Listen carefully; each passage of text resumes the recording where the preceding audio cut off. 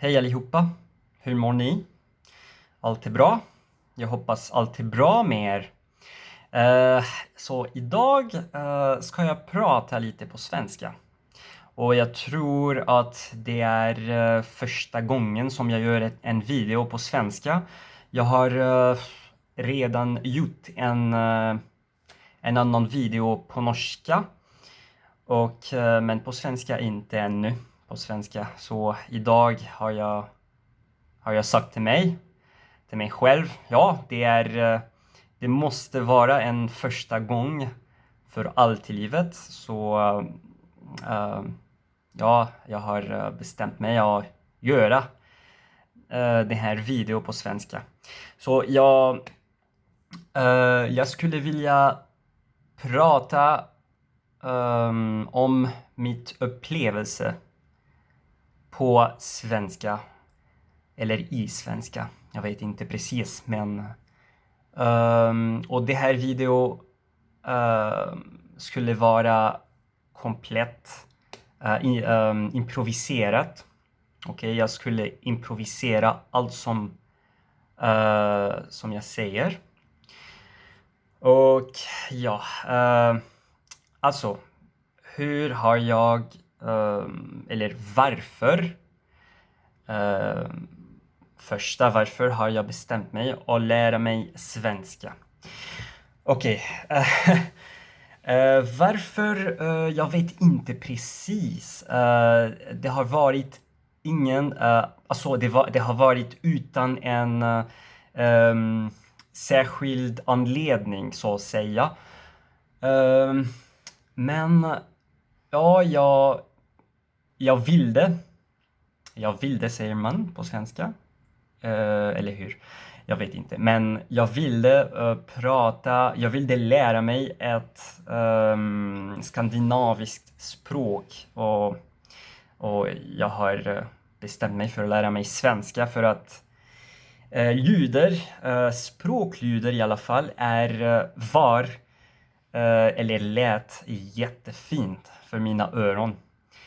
Och ja, det har varit så. Jag har lyssnat mycket. Podcast, texter och video. Jag har också tittat på en serie som kallas Solsidan. Jag vet inte visst ni känner det här serie. Och ja, jag tycker väldigt mycket om svenska ljuder. Och det är som en melodi, det är som en musik för mig. Och ja, eftersom jag spelar piano och jag sjunger, jag tycker om sjunga, har jag bestämt mig att lära mig svenska. För att melodin, det här språket är jättecharmant när jag får säga det. Och ja, jag har varit förälskad i det här språket egentligen. Ja, ljuder är jättefina, jättevackra. Och men också jättesvårt. Det har varit jättesvårt för mig i början för att ljuder är liksom lite annorlunda. För att i olika språk, i andra språk som jag talar redan, det finns bara inte. Dessa ljuder finns inte i språk som jag talar redan. Till exempel tyska eller franska eller italienska, portugisiska och så vidare. Det finns inte. Och ja, men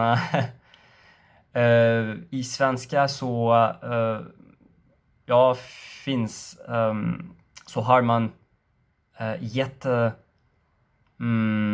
exotiska ljuder. Och men melodi är jättefin.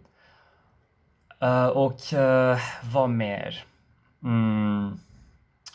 Ja, i början så var det jättesvårt för att jag kunde inte producera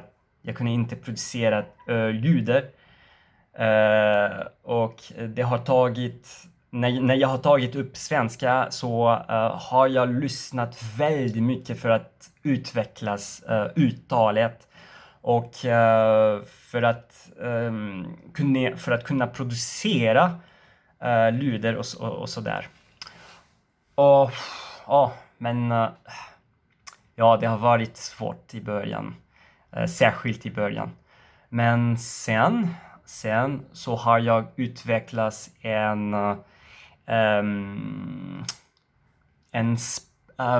hur kallas det? Eh, en språkkår. Eh, jag vet inte om det är riktigt att säga det, men det är som det kallas på engelska language core. Ja, i 2017 åkte jag till Sverige första gången. Jag har varit i Stockholm för ja, en vecka eller lite mer. Och ja, det har varit jättekul att vara där.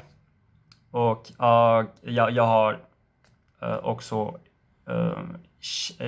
lärt många människor, många bekanta i Sverige. Men ja, på den tiden så kunde jag inte prata flytande svenska. Jag kunde bara säga olika ord och fraser eller uttryck. Men det var inte flytande. Och ja, det fanns också en grej, ett problem så att säga. För att när jag till exempel när jag pratade med människor i Sverige, så efter 1 eller 2 minuter så bytte de till engelska. Och jag var lite trött. Inte trött.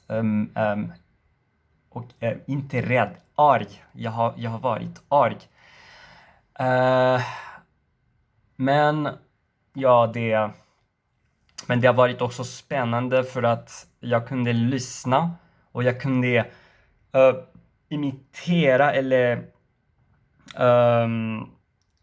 härma hur de säger, på vilket sätt svenskar säger ord eller talar generellt. Och det har varit ett jättebra upplevelse för mig, för att jag kunde lyssna väldigt bra på det som de säger. Ja, jag gör fel på svenska. Jag pratar inte varje dag svenska. Och det är ett normalt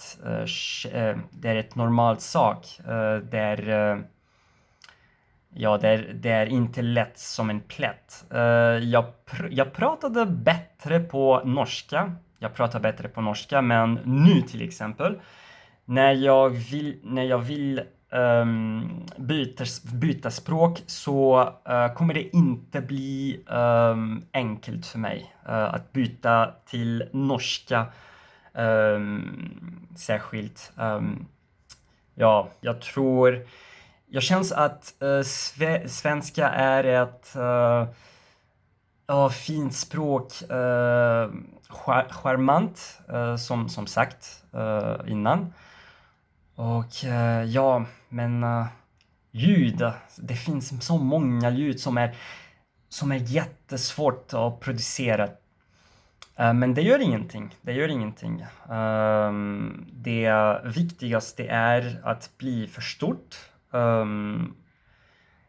generellt och ja, självklart, och att bli förstått och att kunna prata med människor, att knyta kontakt med människor och så vidare.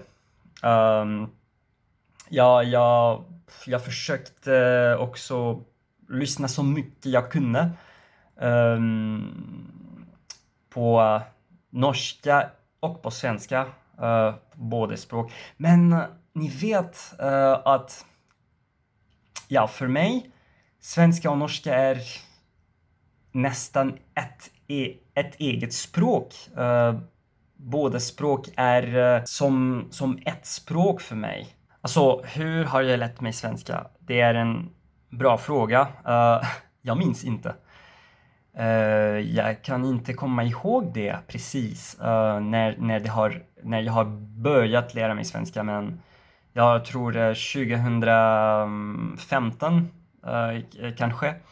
Och jag har en bok, en väldigt god, eller väldigt god bok, väldigt bra bok som heter Assimil. Och som är en metod som jag har använt i början. Och för att kunna utvecklas en språk, ett känsla för det här språket, så har jag lyssnat väldigt mycket. Men sen lite senare så har jag börjat prata med mig själv, för att jag måste vara medveten om det som jag säger.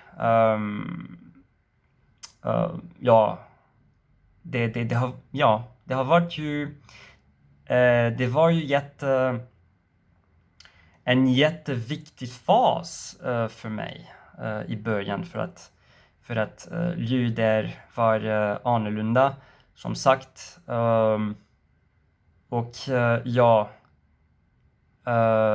jag måste också uttrycka mig själv bra på ett riktigt sätt för att kunna vara förstått på svenska. Och det är jätteviktigt för mig. Och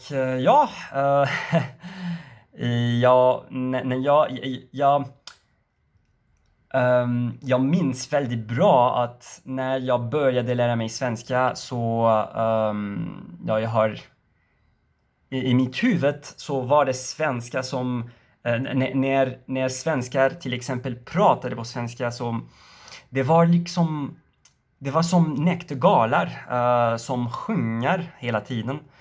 Och det var verkligen fascinerande för mig att kunna lyssna på den här melodin, den här språkmelodin och så vidare.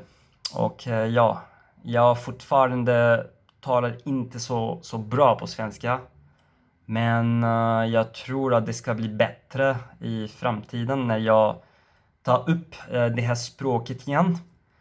Och jag vet att jag gör många misstag eller fel när jag pratar, men det gör ingenting. Jag är en människa och jag måste göra fel eller misstag när jag pratar. Och det är väldigt viktigt, eller jätteviktigt, när man vill lära sig ett nytt språk. Så jag har med tiden så har jag gjort en massa monologer. Det betyder samtalet med mig själv. Och det har hjälpt mig väldigt mycket också, för att jag var medveten om lyder som kommer ut munnen. Och vad ska jag säga? Jag tror att svenska jag skulle vilja förbättra mina svenska i framtiden. Och jag är medveten att när jag skulle ha möjligheter i framtiden så kommer det bli bättre för mig för att kunna förbättra min svenska eller min kunskap i svenska. Och ja, att lära mig nya ord och uttrycker och så vidare. Men det var mitt improviserat språk eller min improviserade svenska för idag. Visst ni har det var norska. Visst ni har frågor till mig, fråga mig i kommentarfältet och jag ska svara er senare. Tack så mycket och vi ses senare. Vi ses. Hej då. Hej.